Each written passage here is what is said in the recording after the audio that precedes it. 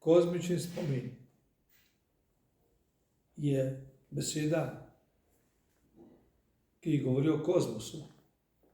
Vendar kozmos je tudi Zemlja.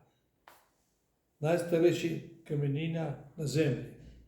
Ni bilo še človeka, iz pralaja in celo iz Tibeta.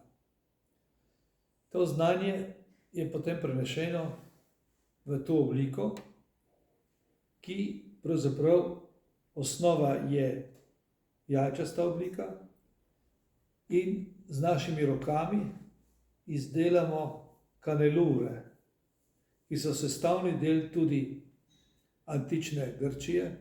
V stebrih na zunanjosti se pa pojavi taka oblika, katero uporabljajo Egipčani tudi za simbol vibracije in jo imajo tudi na čelu. In še kobro. To so stare vibracije, ki spominjajo vedno na kozmos, na kozmični spomin, in v tem obliki je tudi prenešena pranska energija, ki pride na Zemljo, se tukaj zavrti. In zato predmet oddaja pozitivno energijo, še posebno, če je z zlatimi lističi obdelan. Ta je 18-kratno zlato. To je vse.